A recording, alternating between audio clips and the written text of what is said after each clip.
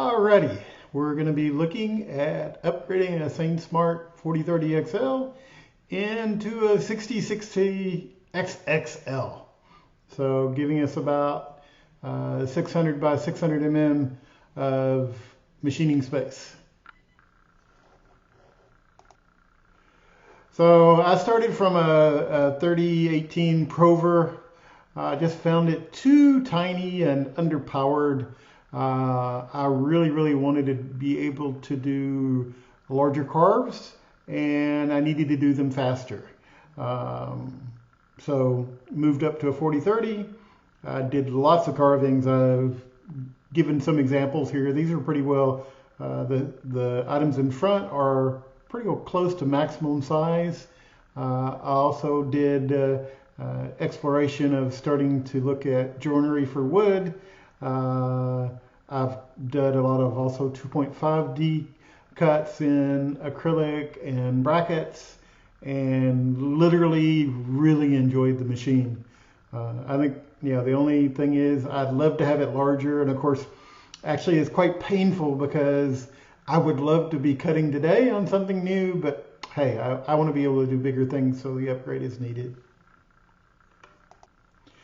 So upgrade time. This is a current 4030, so we're going to unpack the new parts and lay them out and disassemble the old one and then start reassembly.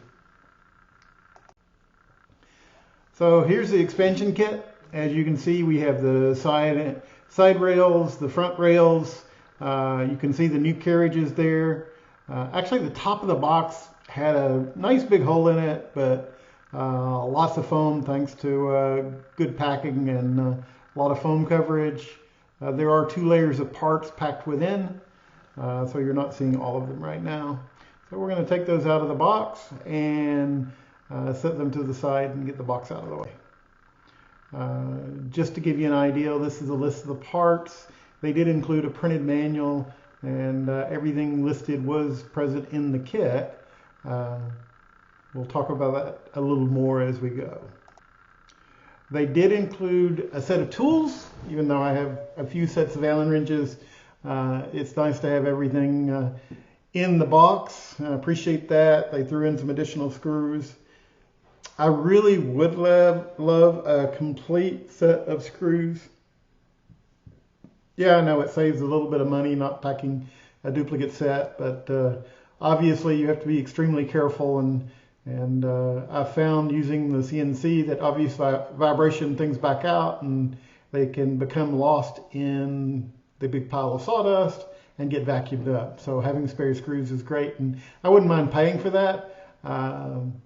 So especially screws and washers, I think that's probably the one thing that really would like to have extra here. No big deal. I mean, I do have a wide variety of things on hand, but that's the big caveat. Having a few extra is pretty important. So disassembly starting. So let's get rid of some of the heaviest stuff first. I did switch out the stock router to a Makita, so we're going to need to remove that and get that out of the way. First thing is I'm going to remove my dust shoe. Pretty happy with this. It lets me still use the button to lock the spindle, so I can take out and change the bit. So we'll take that off and set it to the side. Should remove the bit, even though I did forget to do that. It's easy to do, stabby. So here we pulled out the spindle. You can actually see the adapter that I used to use the existing supplied router mount.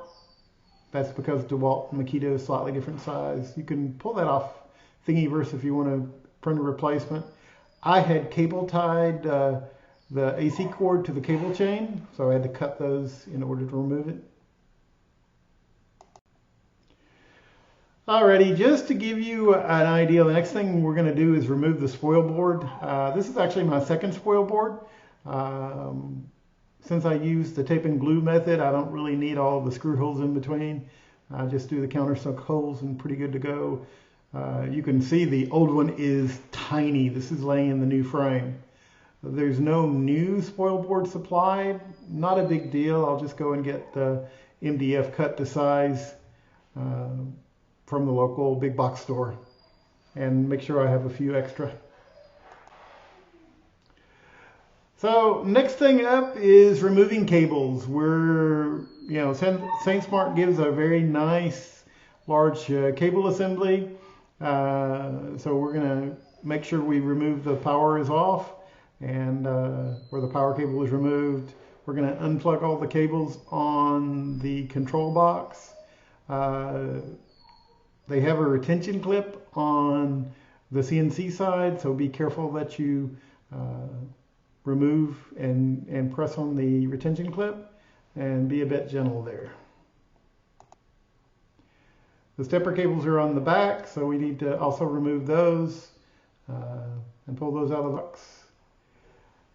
And then go over to the actual CNC side. We will also disconnect all the end stops and remove all of the stepper motor cables as well. These all have the little small connectors with retention clips, and they're easy to remove. You don't need to break or cut anything. We'll remove screws on both sides of the cable chain and set it aside. Next thing is we're going to remove the X-axis. We remove the screws on each side. We don't have to worry too much because there's a little plate at the bottom that holds it so it won't fall on you. So we need to remove those.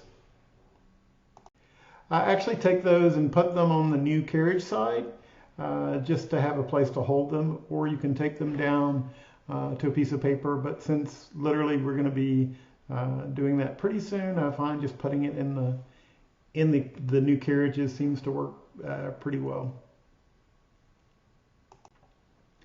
Next, we're going to take off the X-axis, set it in a safe place after we've got all the screws. Note this is heavy and a bit awkward, so be a bit careful when you're moving it.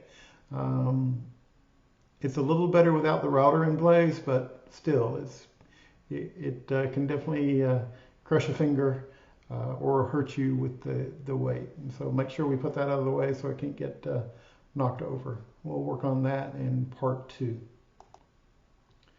So now we're going to move to the front 2 plates.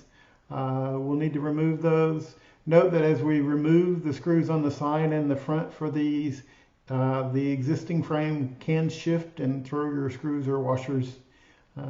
I need to go and look for a couple of the washers on one side that went flying for this when the frame dropped down. So we're going to take that plate and we're going to start mounting it on the new 6060 frame. So it comes off nice and clean, no problems.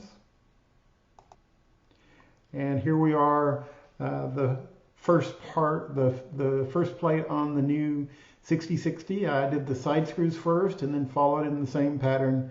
And there is, yes, not all the screws are there. When I get done, I will see if the new additional spare screws can let me fill in those additional holes, just so it's a bit more symmetric.